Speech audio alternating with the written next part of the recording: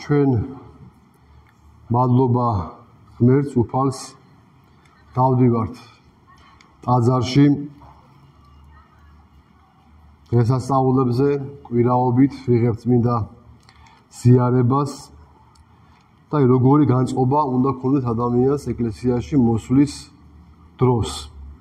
პატარა დარიგება, სწავლება ამ თემასთან დაკავშირებით. სწავლება იმის შესახებ, თუ როგორი სულიერი განწყობით უნდა მივიდეთ ეკლესიაში, როგორ უნდა ვიდგეთ იქ და როგორ უნდა მოვიქცეთ იქიდან გამოსვლისას. იმიტომ რომ ჩვენ ხედავთ, როცა ღვთისმსახურებაა ტაძარში და მრევლი ტაძარში მოდის, ძალიან ბევრი ადამიანი ტაძარში არ შემოდის, ჩერდება ეზოში, ახლობელს ნახავს, მოიკითხავს, არის საუბარი არის თემებზე, უამრავ თემებზე და მიდის ისე რომ ეკლესიაში არც კი შემოვა. და სწორია თუ არა ეხლა ეს დამოკიდებულება. როდესაც დღესასწაულებზე ეკლესიის ზარები გვიხმობენ, ჩვეულებრივ ვამბობთ. ეკლესიის ზარები გვიხმობს, ესე იგი უნდა წავიდეთ. ჩვენ არ ვფიქრობთ იმ სულიერი განწყობის შესახებ, რაც უნდა გქონდეს იქ წასვლისას. ლოცვისას, ღვთისმსახურების დროს, ან როგორ უნდა მოვიქცეთ იქიდან წამოსულები. ეს კი ჩვენი სულიერი ცხონებისთვის მთავარია. ახლა ისმინეთ მამათა სწავლანი ამ საკითხთან დაკავშირებით. როდესაც უფლის ტაძარი სალოცავად გვიხმობს, დაუტევე მიწიერი საქმეები და ესრაფე ზეციურს. ისეთი სულიერი განწყობით წადი ეკლესიაში, როგორითაც პეტრე და იოანე მივიდნენ უფლის განასვენებელთან. როდესაც წმინდა ტაძარში მიდიხარ, იფიქრე იმაზე, ვინმეს ხომ არ აწყენინე. თავადაც გული გაიწმინდე რისხანებისგან და მაშინ უფლის წყალობა სულს გაგინათებს. არასდროს თქვა, ბევრი ცოდე, უსამართლოდ ვიქცეოდი, ამიტომ უფალთან მის ეკლესიაში მიახლოებას ვერ შევძლებ. სასო წარკვეთილებაში ნუ ჩავარდებით და უფლის ყოვლის შემძლეობით არასდროს გაწმილდები. ეკლესიაში მისვლისთანავე პატივი მიაგე სასულიერო პირებს. ეპისკოპოსის წინაშე თავი დახარე, შეევედრე, გაკურთხონ და დაგლოცონ.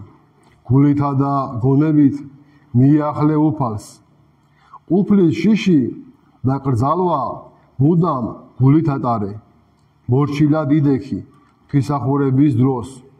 გონება ზეცისაკენ მიმართე და სინანულით ახსავსემ ილოცე. როდესაც ეკლესიიდან გამოხვალ, იყავი ყველას მიმართ სათნო. მწუხარენი დაამშვიდე. საკუთარი მწუხარება კი დაითმინე. ხატაგებს უხვად უწყალობე. მიუსაფარი მწირები და მოგზაურნი სახლში შეიპატიჟე. იყავი მორჩილი. ამაოდ ნუ ილაპარაკებ. განაგდე შენგან ამ პარტავნება და შური. გულმოდგინე დილოცე. არავინ განიკითხო და ბოლოს იყავი ჩაგრულთა დამცველი და ნუ ორგული. თუ ასე მოიქცევი, იცხოვრებ სახარებისეულად, შეიქმნები ძეუფლისა და გარდაცვალების შემდეგ სამუდამო სასუფეველს დაიმკვიდრებ. ამრიგად წადით ეკლესიაში ყოველგვარ განკითხვას მოკლებული. იქ შესვლისას ილოცეთ მონდომებითა და მორჩილებით. გქონდეთ უფლის რიდი და კრძალულება.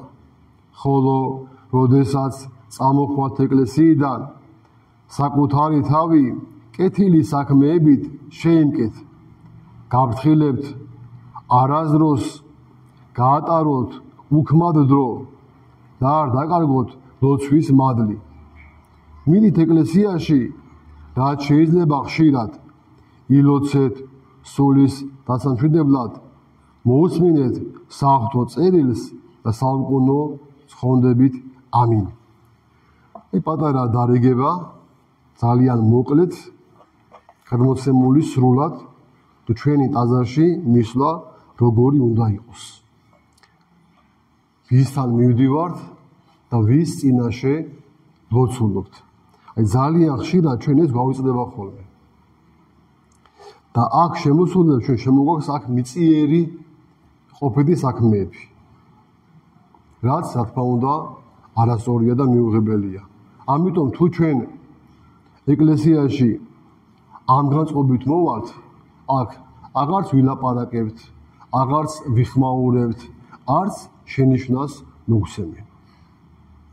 ხოლო ხშირად ხდება საპირისპირო, ტაძარში მოვდივარ ჩვენ, ვერ აცნობიერებთ, სად მიდიხარ, ვის წინაშე მიდიხარ და შენი იქ მისვლით შეიძლება პირიქით ჩვენ საჯელს კი მიიღო არასწორი იქაური ქცევების გამო. და კიდევ ერთი შეინიშნება, რომ მადლობა ღმერთს, როცა ჩვენ უნდა ვეზიაროთ, ზიარების წინ ვემზადებით,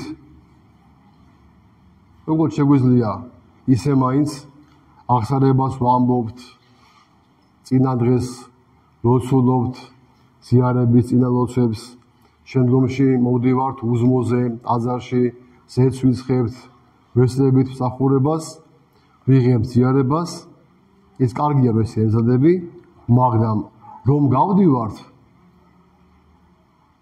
გვავიწყდება, რომ ნაზიარებები გავდივართ. და მერე მაგას აღარ უფრთხილდებით. რომ ზიარების შემდგომ ჩვენ ვიწყებთ ხშირად საუბარს, ლაპარაკს, აყალმაყალს, მერე ტრაპეზებს, ბრჭყალებში ეკლესიურს, საცა არის თრობა, გაკითხვა, ნაყროვანება და კიდევ სხვა მრავალი. თუ კი ზიარების წინ უნდა მოემზადო, ზიარების შემდგომაც აუცილებელია ამ მადლის შენარჩუნება. და ეს კარგი რომ არ დაგვაუწყდეს. ღმერთმა დაგლოცოთ და ღმერთმა აკურთხოთ. ამინ.